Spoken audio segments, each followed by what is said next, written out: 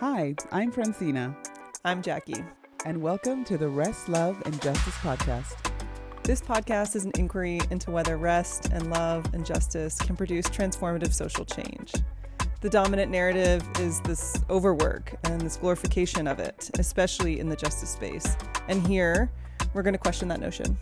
Come sit with us as we meet our collective humanity and share stories around rest, love, and justice. It is our hope to create a shift that enables us to recognize that racial justice work is a human issue. It affects us all. I am overjoyed. I am. I'm having almost an out-of-body experience to have someone I care about and love deeply to join us for this podcast. So before I get into all my feelings, I'm going to give you all an introduction to the remarkable human that is Aaron Johnson. Aaron Johnson is a facilitator, a public speaker, and touch specialist working to identify and interrupt barriers between people. As co-founder of both Holistic Resistance and Grief to Action, Aaron takes the time to hold the stories of Black people around homophobia, transphobia, internalized racism, and those that are chronically under-touched. I remember the first moment I met you, I was like, he's going to be in my life forever. Like, he felt like a kindred spirit, a brother that I've always known, and yet we were meeting for the first time, and it is such a high honor to have you here with us today. Oh, it means a lot to be here. Thank you. And we're just going to begin this podcast with a little, like, asking you to share a little bit about your story Yeah. and what brings you to this point. Yeah.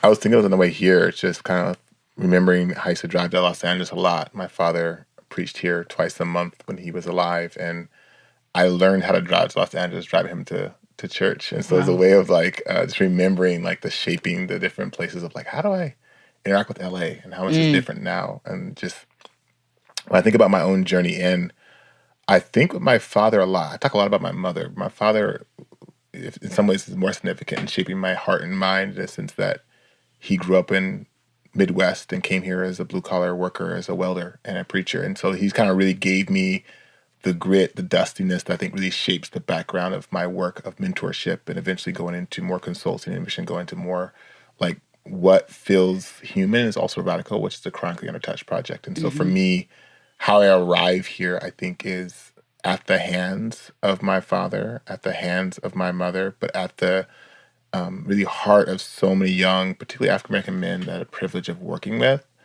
to help me notice my own humanity in ways that I probably wouldn't have if I didn't take the time to do mentorship and support folks that were maybe one step away from giving up completely. And so for me, I arrive here with more names and more hands in my back that I can speak to in this moment, but there are some significant ones, and that is, I think my father, Travis Johnson, and my mother, Alice Chandler Johnson, and then this like collection of, some of it's trauma, some of it's magic, some of it's just like tenderness of like, what does it mean to like track what's missing in our world, and that kind of birthed the Holistic Resistance kind of first container, and then eventually the Grief to Action, and then now the Cut Project, which is to me really important in the context of interrupting the landscape of my reality. I love that. Thank you. Thank you for sharing. Welcome to the Rest, Love, and Justice podcast. I will say we are sipping some Jasmine tea from Be Still Tea, and it is my honor to share this space with you and hold communal space as we share and talk about the work that you bring to the world and how it intersects with rest, love, and justice. And so our first question for you would be, what is your story around rest? So like, what did rest look like for you as a young man? Yeah. What did it look like with your family? Did you have family members that rested? And just give us a synopsis, not up here, but from your body. What did rest feel like for you growing up as a young man? And your story around that. Yeah, I don't know if I really could really define rest until after college. And I graduated 2007. And prior to that point, it wasn't just like the hustle, like entrepreneur culture that was at the helm, but really a trauma-led structure of being in the middle of 5 kids and being raised poor in the high desert. And there's a way that rest was expensive. And so for me, Can you say more about that, actually? yeah, That's an important point. I yeah, feel like we I need think to. there's a way that I was born into a family that was farm workers. So my dad grew up in Wichita, Kansas, and his father and grandfather were all farmers in the Midwest. And so farmers are some of the most hardest working folks you know. And my dad just inherited that. Like he just inherited that. So he installed us very early to, you better work. Can't work, you can't survive. That was just a simple concept that he just instilled in us. And so being that he had 5 kids and he was preaching on Sundays, there was a cadence of care and labor that felt normal. Like vacations were going to church revivals, which wasn't really a vacation. It was going to work more technically.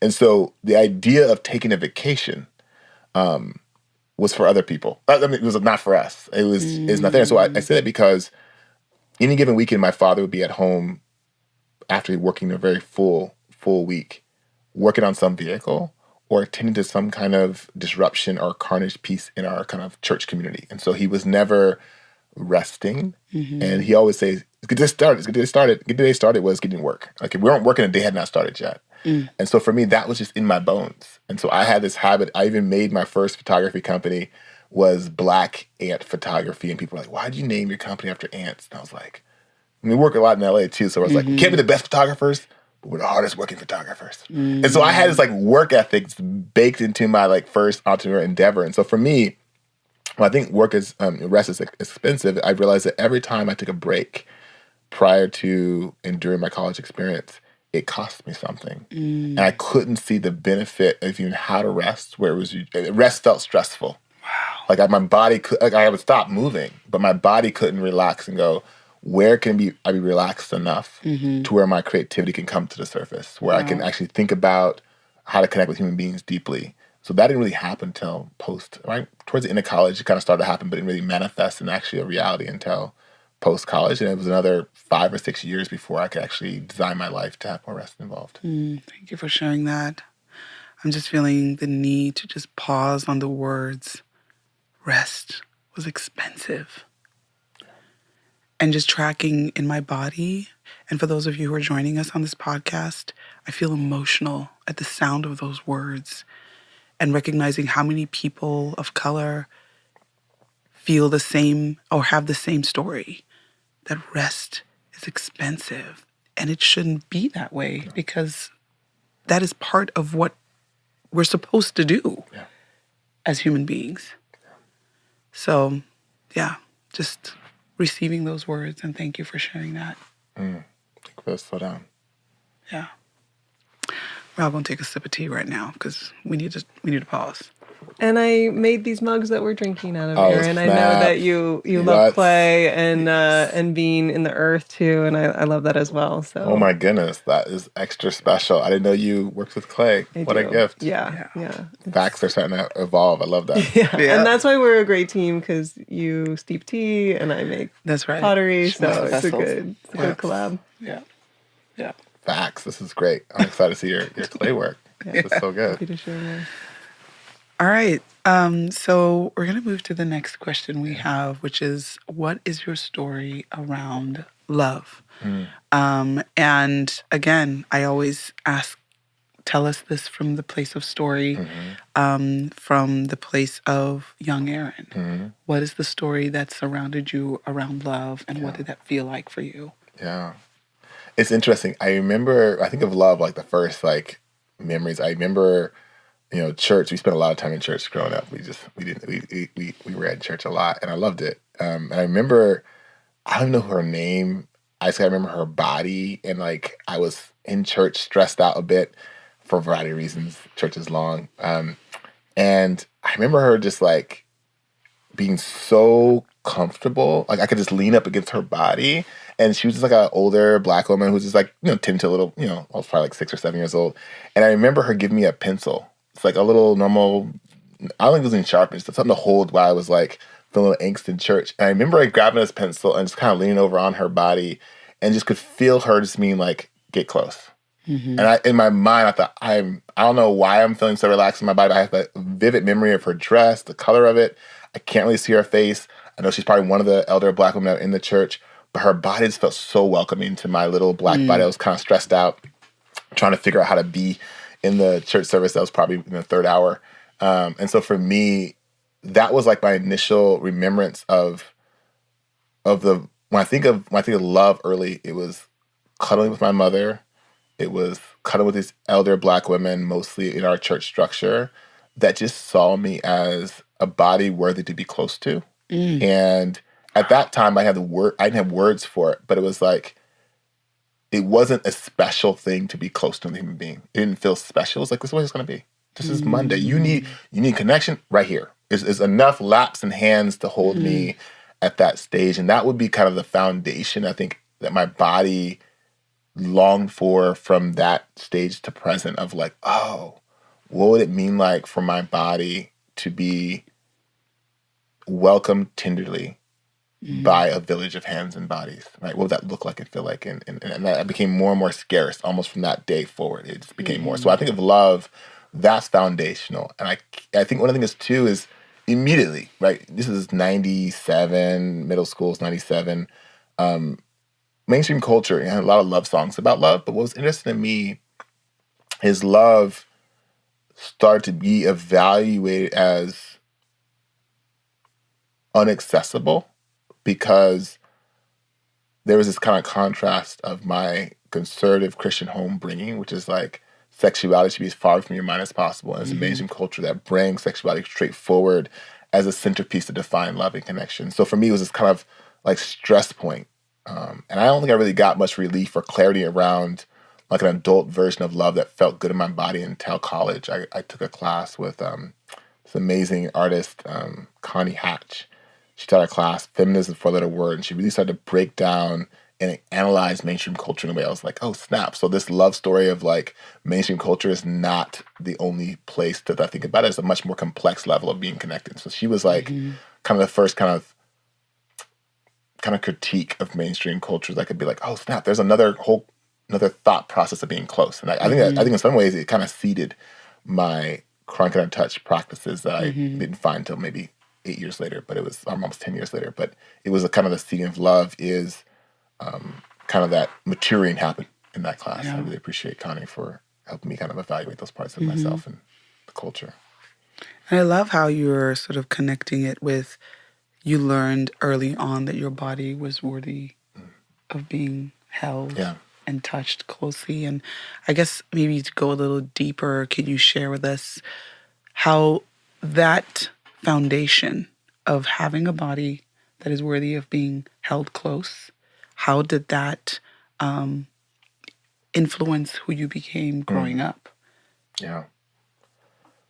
It's interesting because the extension, and I didn't realize at the time how special or how much it was shaping me in the moment, but in hindsight it's vividly clear, and that is, I grew up in a church that we sing a cappella music, so there's no instruments, and that's fine in a sense, but there's something very vulnerable about being every Sunday, Wednesday, Sunday evening with anywhere from 10 to 50 Black folks mostly singing music. It kind of gave me almost the extension of the hands that welcome my body. It was almost the voices created this cocoon of connection that I looked again as just like not important at the time, but in hindsight, it's a huge like shaping factor of me being associating touch with sound. And so I didn't like have, if you asked me directly at the time, I probably didn't articulate it, but very quickly when I kind of went to college and kind of didn't have as many experiences, and this was at church and at home because our family sang together a lot. So I realized that it was a big part of how much I attuned myself to voices. I attuned myself to all levels of music, and I say music, mostly the human voice, and how that is a part of how I context and like orient myself in the world. In a room. I track voices as like the first part of physical contact. And I found myself more sensitive to voices, more so than instruments even, of how it has my body like regulate. It was a huge regulation of probably before I was even born in my mom's womb to my late 30s of just every Sunday. It wasn't a Sunday that probably went by in that time frame that I did not have a Wednesday, a rehearsal with my family, a jam with my siblings where voice wasn't helping us see each other. So voice kind of helped you to feel connected to the community of love. Hands down. It's a through line, a clear through line. Wow, that's deep. That's deep. And I want to just sort of bring this forward too for people who are listening, tracking how, and that's why we ask these questions, is like recognizing that love can come through in so many different ways, right? And like, I've shared before in the podcast, I did not grow up in a family where touch was something that made me feel loved, because touch for me came with harm at times. And so, I think I've shared this with you, that I grew up singing a cappella music, and I just remember in boarding school singing with my dorm sisters when we were all in harmony. There is this sort of elevation that it makes us feel the embodiment of love in a way that, I didn't even make that connection until you just said what you said. So thank you for sharing that. And, we just invite you guys, as you listen to this too, to just kind of pay attention to the different ways that love has shown up for you in your path. Yeah. Beautiful. All right. And so the last arc of our question for this part of the podcast is going to be around, what is your story around justice? And your story around justice as a Black man living in America. And we invite you to share any kind of stories that have you've been met with or have been part of your journey and experience living in America. Yeah. And it's interesting when you said that, my experience of justice, I'm like, it's a myth, maybe it's my little micro obsession, but there's a way which is not a myth per se, but it's way too scarce. And I say that I've never been arrested. I've never been in prison against my will. I've been there as a volunteer. But there's a way that I could feel the shaping of my identity that says that a balanced justice system is not for you. That was pretty clear. And I think for me, when I think of justice, I think of a organization, a government that sees you. And I felt pretty early on, and this is influenced by my siblings and cousins and whatnot. I have an uncle that's a lawyer. He was actually the alternate attorney for San Diego County for many, many years. And so we were exposed to the legal system on the back end and the front end. But there's a way that if we wanted to be seen, we needed to have more money than we had, and we never had enough money. And so there's a way that it was clear that when people had legal challenges, it was like, we can't afford to be seen, to represent in a way that would actually give justice. And so there's a way that we had a cousin. This is many years before Rodney King was beaten. He was big. I think he's huge. He was probably like 6'4". He was a junior college football player. Probably could have been pro if he had better investment. And he was caught by the police, and they beat him to get permanent brain damage. And he never really recovered from that beating. And our whole family sat in this hopelessness of, there was no cameras of this footage. This is like, late 80s, probably like 89, probably around there. And I could feel, because I was too young to get the whole story of what happened at the time, but I could feel the adults, the distress. And I knew police were involved. I knew they weren't tracking me. I remember my father spanking me. I was spanked growing up. And I was a hard-headed kid. Out of the five of us, I was the one that was causing the most. I would rebel. So I probably got the most whoopings out of all five of my siblings. I remember my dad catching me right around 11. He sits me down. I think I had blown up a firecracker in the house. Really terrified him. Could have injured myself severely in that time, but I didn't, thankfully. And he sat me down and he says, I love you. And I'm going to spank you because you have to learn how to listen to authority. And when the police beat you, they're not going to stop. And there's something about that even though people always say, well, you shouldn't spank your kids. I don't spank kids. I don't believe that now. But at the time, he was trying to get ahead of a trauma story of saying, if you keep rebelling, Aaron, you're going to get beat. At this time, Rodney King had happened. And so we didn't have the same language of being killed by the police. that was happening, but not in the way that when we talked about it, beating was the way we would kind of refer to our threat of police. But I remember that conversation. Yeah. And it was probably one of the last whoopings I've gotten because I realized I needed to figure out how to start behaving in a way that I didn't need this level of discipline. And I say that. I understand my father was working with the best tools, but he understood that there is a pretty critical world for a dark-skinned, 6 foot tall, now 235-pound black male.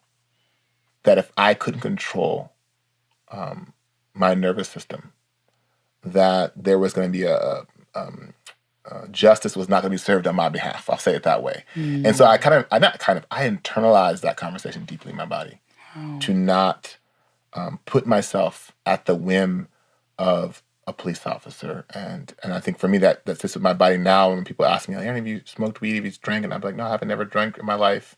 I've never smoked weed in my life. And part of it is that I appreciate getting pulled over. And this is back when weed was illegal in California. And the cops would almost always put the light in my face and go, where's the weed? They just knew they can get me for an easy pickup for weed. And I was so grateful because I went to Cal Arts, which is a school that the teachers were high. That school. I love Cal Arts on so many levels, but the drugs was rampant in that school. So in that, I remember the cops would just sit outside of Cal Arts at 10 o'clock at night to 1 o'clock in the morning. And I was up editing video late, so I get in the car and I drive to Jack in the Box wherever to get some food. They just pull us over. They just pull you over and be like, where's the weed? Because they figure every other kid coming out of school either high, smoking, or getting late night food for the munchies. And me and my brother was an easy target. They pull us over, and that's the same question, where's the weed? And I said it because I appreciate that I decided to not participate in weed or alcohol, any of those things, because when the cops pulled me over, I could clearly say, test me on any level you want. There's no weed in this car or my system. Wow. And there's a way that I did that because there was no easy out for me. Cal Arts is a very wealthy school. A lot of students that go there are very wealthy. Yeah. And those kids could be in all kind of drugs. And the lawyers would show up and surround them immediately if anything happened. But for me, there was no lawyers coming. That's and right. so I understood that justice was not me living on the edge of experimentation with drugs or any kind of substance that could get me arrested. It really was me going, slow down your reality and go, Aaron, you got one shot to get to this elite school. You have one shot to get to this program. And you cannot get arrested at 1 o'clock in the morning because you had a little whatever in your car that the cops get you for. So for me, this justice is me shaping my behavior to be as low risk of being handcuffed by the system that says, I can't see you. And so because of that, I'm grateful for my choices around on substance, but I also can track how the reasoning is not because I think that alcohol or weed is wrong or bad. Because I realize that if I'm going to make it at the work that I'm at, I can't do that with a record. I can't do that. I can't navigate white control spaces with a record. And that's something I'm very clear about. So justice for me is getting out of the trauma story the best I can and to know that I'm rarely seen. When I am, it's a surprise. It happens a couple times, but not really, not often. We see you here. I feel that. Yeah. I do feel that. We do. And I think even to just go a little deeper with that question, what would you say is the energy cost for living in that level of needing to be, in air quotes, good? Yeah, the energy cost. I think a phrase I say often is, what's the emotional calorie burn? And energy cost is a good point. Because I think it does speak directly into what the work we're doing here. It's for people to not just understand that unrested people don't love themselves, so they can't love their community, and they don't have the energy to show up in justice spaces, right? Yeah. And so I think it's important for people to have a connection with the cost on Black, brown bodies living good, so that they don't get on the other side of the law that won't look at them as worthy of being surrounded by, attorneys, lawyers, and energy that would protect them. That's a very good inquiry. And I think for me, the cost was my health. I mean, I'm on a journey now, but I was 40 pounds heavier than I'm currently at. And my sleep was horrific. And I think there's a way of birthing holistic resistance. There's a way that with the trauma stories that I was navigating in my team and also in my immediate village, that rest was never inquired about. So my health was one of the first things that took a big hit. my stamina. And I'm a person that has high energy, generally speaking, even when I was like 40 pounds heavier. And I would go, but I remember our family has a history of heart failure. My grandma Chandler died of heart failure. My mom is struggling with heart failure right now, fighting for life. Hearts are just where we have to really be careful. And I remember having some heart palpitations about 2 years ago, and I could feel my heart beating. Like I was like, I shouldn't feel my heart beating. I shouldn't notice it in that way. I could feel it working, and because of that, it kind of spawned a kind of a panic attack, which makes your heart work even harder. And so for me, it was me realizing how under rested I was. I wasn't even getting sleep per night. I was getting like 3 hours of sleep per night and didn't even realize it. Wow. And my body was having immediate response. And I have sleep apnea. And so I wake up choking. And this is my body just saying, we're shutting down, right?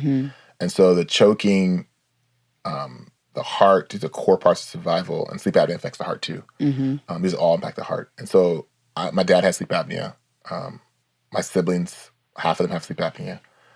So I realized I was a good candidate to have a machine through my face to survive each night to help get full rest. And so for me, I realized that even if I went to sleep, that because of sleep apnea, I wasn't getting the hours I wanted. And so I talked to my doctor because I got a doctor's appointment, and they were like, well, basically, if you drop maybe 30 pounds, your sleep apnea might go away. You have slight sleep apnea right now. It's not severe, but it will get severe if you don't tend to it. And I just started, I didn't even sleep for 9 hours. I would just sleep for as long as I can and lay in the bed for 9 hours. And so for me, ultimately, I had to say that my health was an easy place where rest was the lack of rest had a direct impact. And I just started with 15-minute movement a day and meditation in the morning for about a year. And it's been a profound shift in what I'm capable of right now and how my body's responding to the shifts. And I feel eerie if I didn't make that change 2 years ago, where I would be right now. Eerie. Wow. Thank you for sharing that. And I think it's important for our audience listening to us share his story, right? Recognizing the wear and tear on brown bodies who are not going to be on the favorable side of justice. This is why we do this work. This is why we bring these stories forward, so that you're cognizant. And I just also want to name that even as you spoke about anxiety, showing up and having a panic attack in public as a brown man is looked upon as, I just shudder to even say the words, right? Crazy. What's wrong with him? Yep. He must be on drugs. Yep. Whatever the narrative is, Yep. we don't even have the dignity of having a panic attack. Yeah. And I think about a white person having a panic attack and the attention that is given to that, right? And so this is sort of bringing us back to the humanity and the dignity that we need in all the spaces that we move in for a Black brother to have a panic attack and be given the dignity of care in that space, and people to ask him about his welfare and how he's doing, right? This is going to be an ongoing conversation for sure. And I just want to say one thing as well, as you're speaking about that justice isn't for you, I definitely, with my work with prison abolitionism, and then also, ending cash bail in Washington has been one of the projects I've been working on, is knowing that white women is who it's for. Yeah. Right? Yeah. That knowledge, knowing that the police are there trying to save the white woman. Yeah. And so my lack of action, it means that I agree with that. Yeah. And just that continued, I can feel it in my whole body, the continued acknowledgement that these systems are very much for me, and the marketing is that it's for me, that I need to be protected from many people. Yeah. But just that acknowledgement that's who it's for, and that's how it continues to perpetuate, is if the people that it's for don't say, I don't want it. Yeah. Yeah. No more. This is actually not protecting me. Yeah. Wow. On point. I'm feeling complete on this part of the podcast. We knew it was going to be a 2-part because this man hasn't even started talking about the brilliance of the work that he brings to the world. So come back for part 2 with our brother, Aaron Johnson, where we will be diving deeper into his current rest practices, his current love practice, and how he is showing up in justice spaces. And you do not want to miss that segment, because this man is doing remarkable work and bringing forward the stories that we all need to hear for the transformation we need in our lives and community. So thanks for joining us today. Thank you for being here for part 1. Thank you. And we look forward to seeing you on part 2. Thank you. And that is our show for this week. This episode was produced by The City Music. As for me, I'm Jackie Gao, and thanks to my co-host, Francina Call. May you move through this week embodying rest, love, and justice in ways that are meaningful to you and your community. Thanks for joining us today. Peace and love.